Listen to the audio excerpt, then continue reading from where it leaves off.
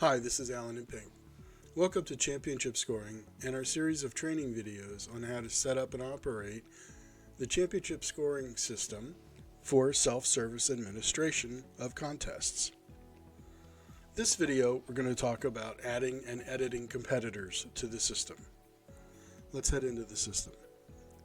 Previously, as an administrator, you've already logged in and you were able to change your password and gain access to the system.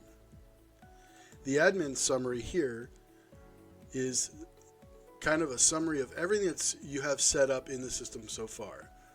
And initially we'll have nothing set up except you've been able to log in, and that's where we're picking up from. So one of the first tasks for the contest that you'll have to take care of is adding competitors. Here's a convenient link to add competitors. Note this is also the same link as the competitor add edit on the menu on the left hand side. Either one does the same thing. Once we're into the competitor maintenance window, we can see a list of all the competitors that have been entered into the system. And again, initially there are none. So let's add a few. I'll click Add Competitor.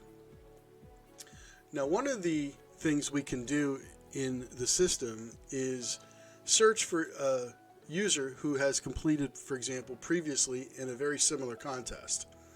Now, in this example, we have none. We could search for anybody named Bob, for example, who may have competed previously. We'll search for it, but we'll see here we have returned no matches.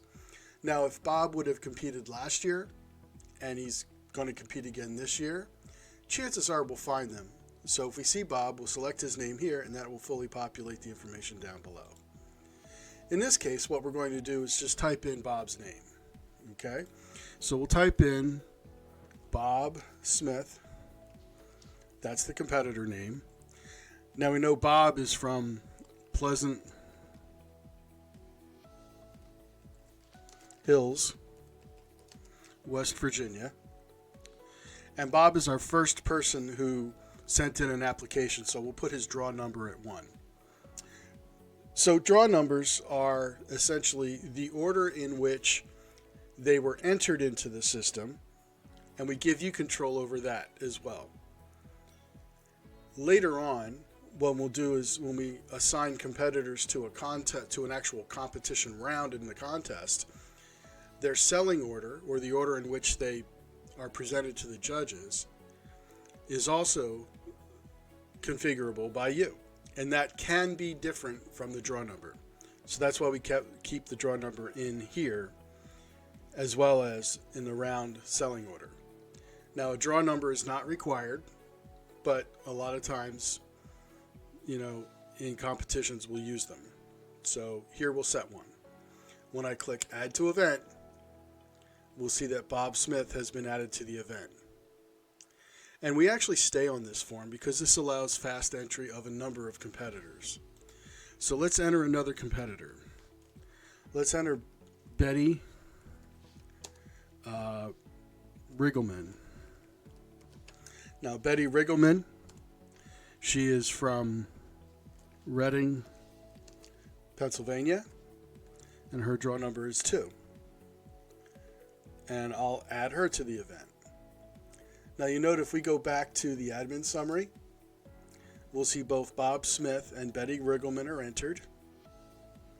And if I go back into the competitor maintenance screen, we also see that Bob Smith and Betty Riggleman are also entered.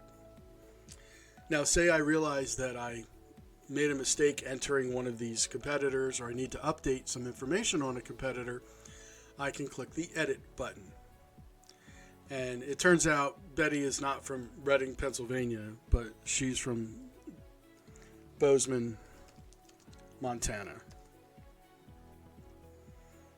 And I'll save that competitor. And you'll see Betty's is updated. And that's really it for adding competitors. If you realize you want to delete one, you can certainly just remove a competitor. For example, I'll remove Bob Smith. Are you sure? Yes, I'm sure. So Bob Smith has been removed. And in fact, I'm going to update the draw number for Betty to number 1 since we removed Bob. Now again, we don't necessarily need to do this. Number 2 is probably going to be the lowest number listed, but we could do that. And I'll just add a couple more here very quickly. We'll do Barney Jones, and he's from Red Hill, Illinois. And I'll use number 2 for him. And I'll use Fred Franklin, and he's from Cherry Hill.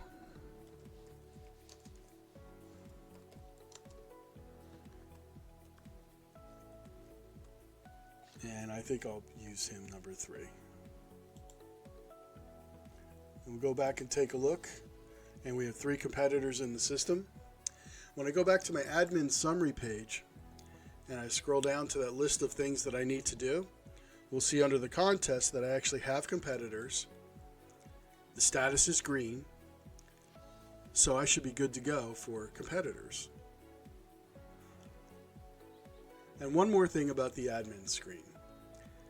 You'll see that for each competitor listed, there's their name, an alphabetical sort of their name, the rounds they're assigned to, which we did not do yet, but we're getting to that. And then these 2 statuses here, disqualification and an active status. If we make a competitor inactive, essentially they disappear from all of the judging scorecards and all the reports. It's as if they're not entered. And sometimes what happens during a contest is that a competitor cannot continue for some reason. If that happens, as an administrator, we'll go in here and we'll mark somebody as inactive. So as we marked Betty as inactive, she'll no longer appear on scorecards, she'll no longer appear in scoring reports and things like that. We can also make her active again if the situation changes. But it is best practice to, once you make a competitor inactive, they stay inactive. Now, a disqualification status, in some contests, competitors could be disqualified for a number of items. Perhaps they violated a rule or some other such thing, according to whatever rules you have. If you make a competitor disqualified, they do not disappear from scorecards or scoring reports. However, they are not ranked in the scoring order. In other words, they will always appear as a disqualified competitor, but their scores will still be reported in the scoring results and the competitor scorecard. So they will be able to get their scores, they'll be able to see the judges' ranking of their performance, but they will not be eligible to win. And much the same way we can requalify or make okay a disqualified competitor just by clicking this button, and they're back into the competition. Again, a best practice is once you disqualify someone, they remain disqualified for the entire contest. And that's about it for competitors, adding competitors. So stay tuned for some other videos as we move forward. We'll be handling scorecards, we'll be handling setting up of rounds, judges, etc., etc. And for now, this is Alan Imping from Championship Scoring. For any questions or pricing information, please contact us at info@championshipscoring.com.